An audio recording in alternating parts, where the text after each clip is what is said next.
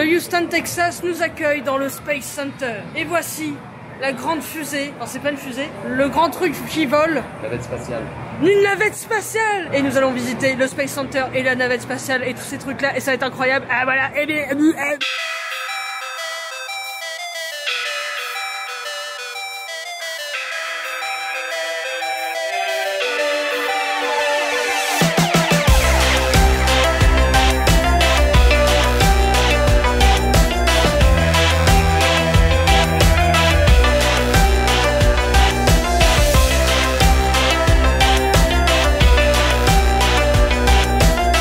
Là, on est dans un gros avion qui a envoyé un autre vaisseau avion dans l'espace.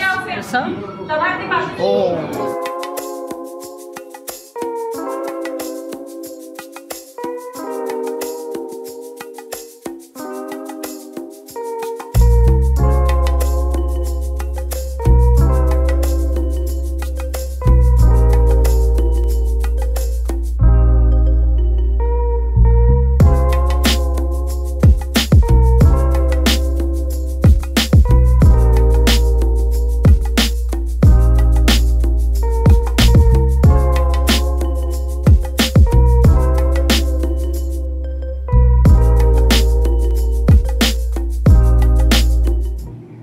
Et voilà, on pourra dire que j'ai touché la lune.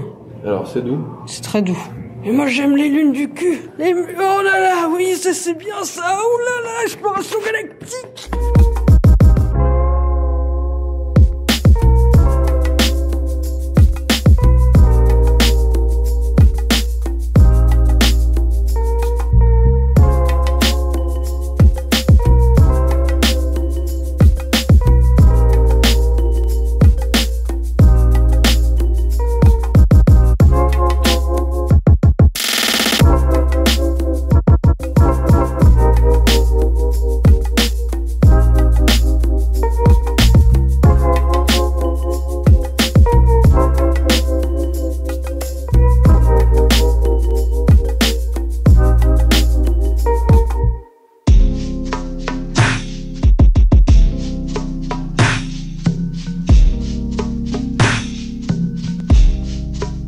Un très grand moment d'émotion car je possède ce très joli jouet dinosaure.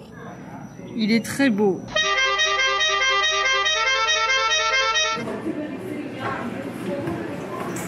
Je sais pas ce que je veux. Moi non plus. Tu essayais? Non.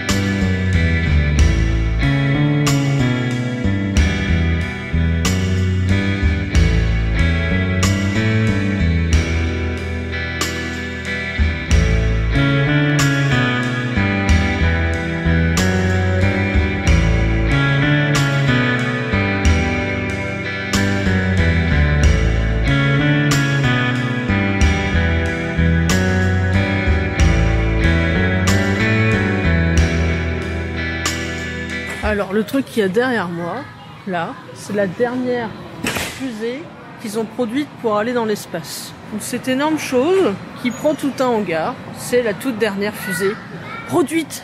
On dit bravo, c'est vraiment beau. La taille de ces réacteurs, oh, vous vous rendez pas compte, mais je serais avalée tout entière par ce réacteur si j'allais dedans.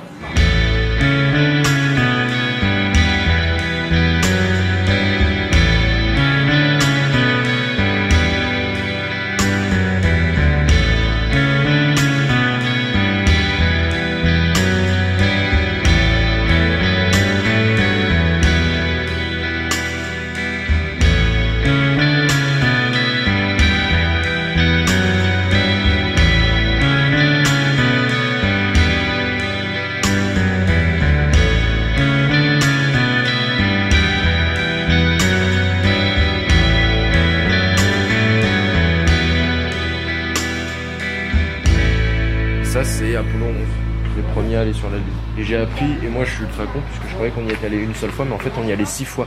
Il y a 12 personnes qui sont allées sur la Lune. Mais quand on est allé 6 fois? Oui.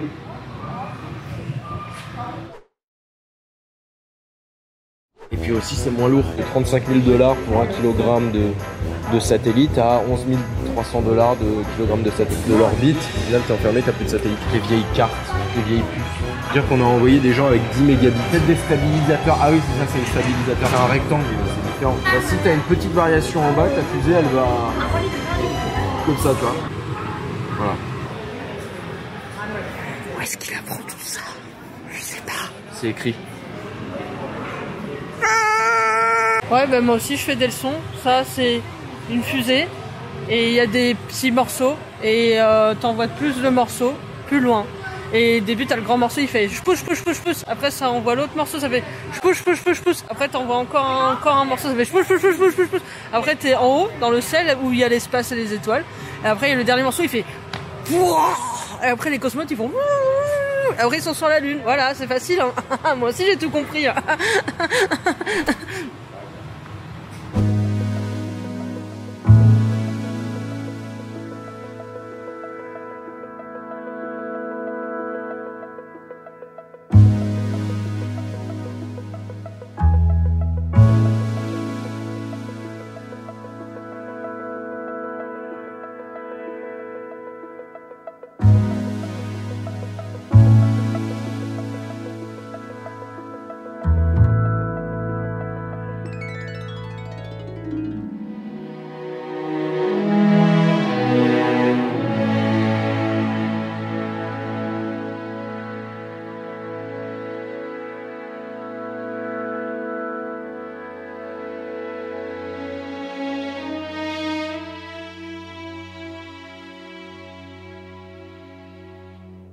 Attendez, partez pas! Alors je sais pas vraiment si ça se fait quand on monte un vlog de faire après une espèce de mini story time à la fin du vlog. Je ne sais pas, je ne connais pas les codes, je ne suis pas vlogueuse habituellement.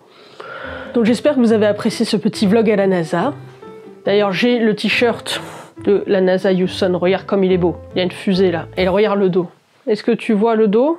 Moi je vois pas parce que je suis dos à toi, mais regarde le dos, il y a une grosse fusée. Alors pourquoi je fais une espèce de petite story time après le vlog? C'est parce que il y a des trucs que j'ai vus, que j'ai pas filmé là-bas et que je voudrais vous raconter. Tout d'abord, on va commencer par le truc très rigolo. Alors le Space Center à Houston, sur place, ils ont beaucoup d'animaux qui vivent à la NASA. C'est des animaux de l'espace qui ne sont jamais allés dans l'espace, mais on va dire qu'ils sont spatials parce que ça les rend vraiment très très cool. Donc sur place, tu as divers types d'animaux. Je crois qu'on en voit dans la vidéo, à un moment on voit des vaches avec des très grosses cornes comme ça. Mais tu as aussi des coyotes. Parfois, j'ai cru comprendre qu'il y avait des loups. Tu as tout type d'animaux qui vivent là, des ratons laveurs, peut-être des castors, je crois. Et surtout, ils ont un animal. Ça, c'est la star du Space Center, je vous le dis. C'est un crocodile. Alors, c'est un crocodile qui apparemment se promène ici et là, il fait sa vinaigrette. Moi, j'ai le souvenir qu'il s'appelle Miguel, mais apparemment, en cherchant sur YouTube, j'ai trouvé un autre nom. Je vous montre le crocodile.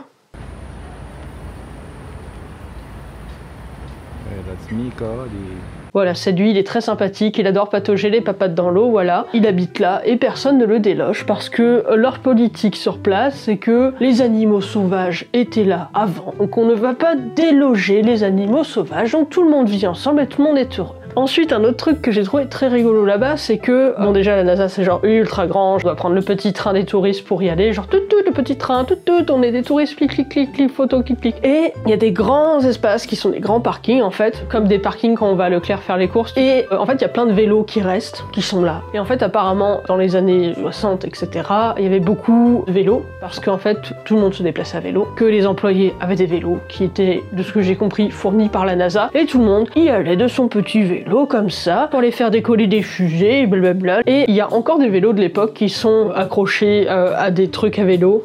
Des parcs à vélo, je ne sais pas comment on appelle ça. Enfin, il y a encore des vélos de l'époque qui sont sur place, il y a même des nouveaux vélos, parce qu'il y a des gens qui adorent le vélo, ils ont bien raison, c'est bon pour la santé. Et la raison principale pour laquelle je faisais cette petite story time, il faut que j'arrête d'applaudir dans les mains. Saturation. Oui, donc la première raison pour laquelle je voulais filmer ce petit truc post-vlog, c'est parce que sur place, il y avait un truc auquel je ne m'attendais pas. Alors, en fait, au Space Center, tu as un endroit qui s'appelle le Memorial Trees. Et en gros, c'est un boulevard où tu as plein d'arbres qui sont plantés un petit peu à perte de vue. En gros, chaque arbre représente un astronaute mort.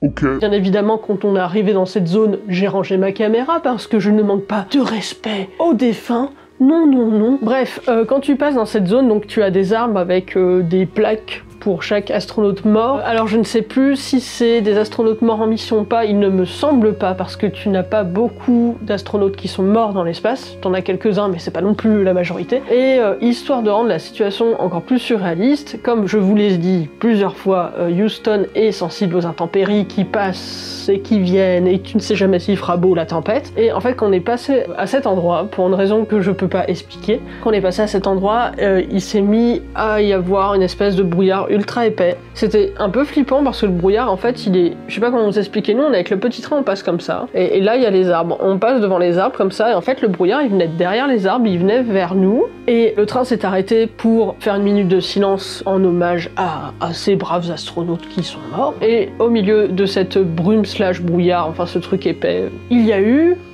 un coyote. C'était assez gros, ça m'étonnerait que ça soit un loup quand même, mais bref, il y a eu un coyote qui est passé, il s'est arrêté. Et c'était hyper bizarre parce que personne n'a réagi, enfin personne ne semblait avoir vu ce coyote. Moi j'étais en mode oh putain, il y a genre un coyote à quelques mètres de nous, c'est très étrange. Cette espèce d'ambiance trop bizarre du brouillard avec le coyote qui passe comme ça là de façon totalement random au milieu des tombes, c'était vraiment genre...